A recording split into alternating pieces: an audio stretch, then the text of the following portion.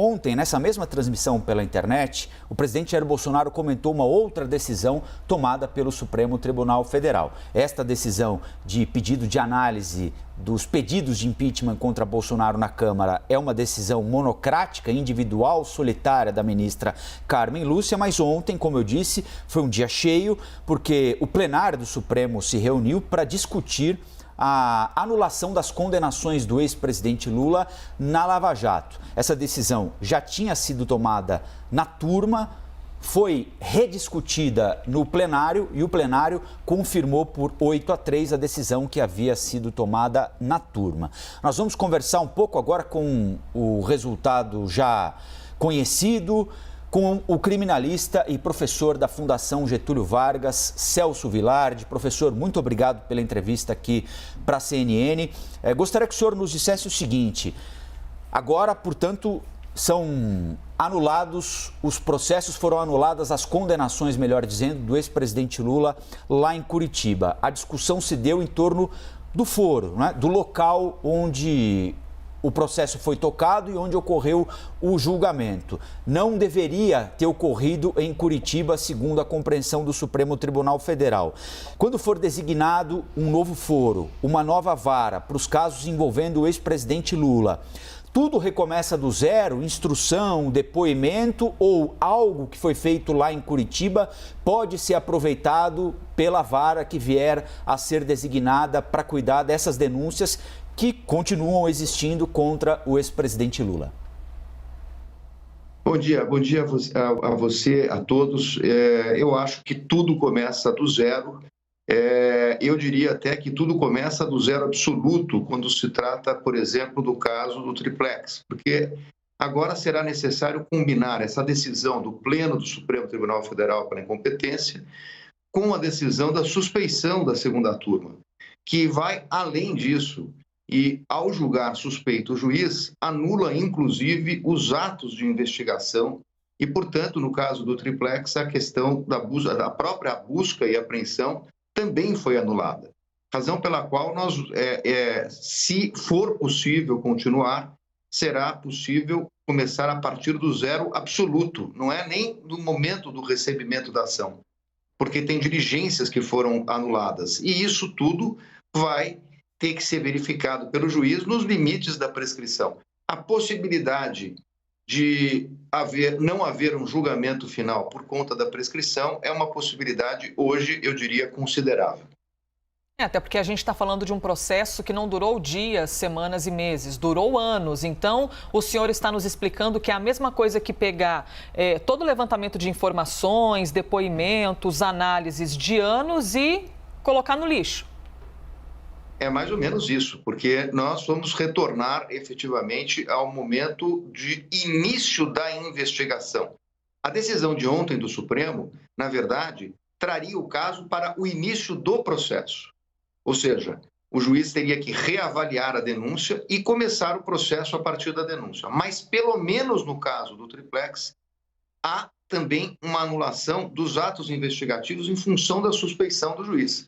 Portanto, a própria investigação tem que começar. E como o ex-presidente tem mais de 70 anos, os prazos prescricionais são contados pela metade. Então, tudo isso tem que ser combinado com os prazos prescricionais. Eu diria que é um processo que, se for possível de ser recomeçado, é um processo que deverá durar anos, estará nos limites da prescrição e, de qualquer maneira, em relação ao jogo eleitoral, o ex-presidente está definitivamente dentro do jogo de 22.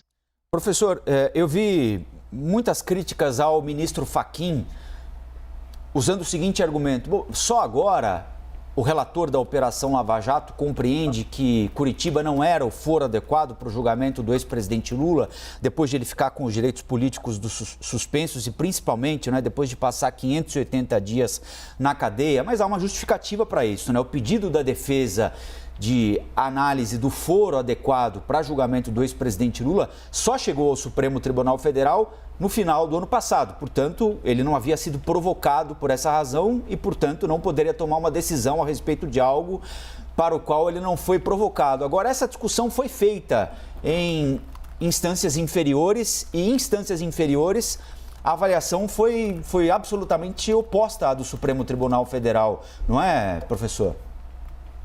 Na verdade, é verdade que o Supremo só recebeu esse procedimento, esse habeas corpus, nesse momento, mas não podemos deixar de dizer, não é, Rafael, que é estupefaciente que um caso que já tenha passado tantos anos venha a ser anulado num momento tão posterior, porque isso gera uma insegurança jurídica. O Supremo já teve oportunidade de avaliar e de se debruçar sobre este caso, e você tem um procedimento no habeas corpus que você pode conceder habeas corpus de ofício. Ora, quando se verificou a prisão do ex-presidente, se existia uma incompetência tão absoluta, talvez fosse o caso do Supremo conceder de ofício a ordem. E, portanto, naquele momento da prisão, porque depois que prendeu 570 dias presos, um processo que já foi terminado, julgado em segunda instância. Eu não estou falando do mérito da decisão, pelo contrário, o mérito da decisão acompanha outras decisões do Supremo Tribunal Federal que foram sendo construídas ao longo dos anos, desde o saudoso ministro Teori Zavascki até decisões do próprio ministro Fachin. Mas é uma decisão que não podemos deixar de reconhecer extemporânea e, portanto, ela causa uma sensação de insegurança jurídica na sociedade como um todo. Isso é lamentável. Professor, seguindo ainda com uma pergunta de aluna cheia de curiosidade, mesmo que não tivesse havido o pedido da defesa do ex-presidente Lula questionando a questão desse processo estar ocorrendo no lugar que seria considerado errado, não haveria uma outra alternativa do STF ter discutido isso antes? Porque a gente está falando de um caso de repercussão nacional, né? De um ex-presidente da República e que foi preso. Todos estavam vendo que isso estava acontecendo. Não haveria uma outra maneira do STF ter sido estimulado a questionar antes isso, mesmo que não tivesse havido um pedido da defesa? Não, estimulado não, porque, na verdade, só o pedido da defesa que faz o Supremo efetivamente se manifestar. Então, na verdade, precisaria ser realmente por meio de um habeas corpus que chegou à corte assim de forma tão tardia.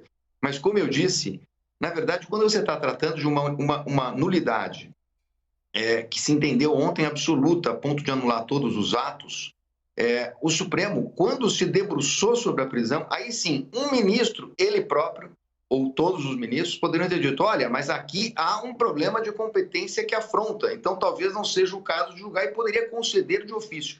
Se o STF se depara com uma ilegalidade num processo e percebe essa ilegalidade, de ofício ele pode determinar e conceder o que se chama de ordem de habeas corpus de ofício, ou seja, ela é, na verdade, uma ordem da própria corte e não um requerimento da parte. Mas o fato é que isso não aconteceu e acabou chegando. E, efetivamente, isso é o que desgasta o Poder Judiciário, porque a população fica com a sensação de não entender que, com uma pessoa que é condenada, depois mantida a condenação em segunda instância, depois no próprio STJ, aí vem uma decisão que não é sobre o mérito, para dizer, não, ele é inocente, precisa ser absolvido. Não, é sobre uma questão de competência. Você retorna àquele momento lá do início do processo.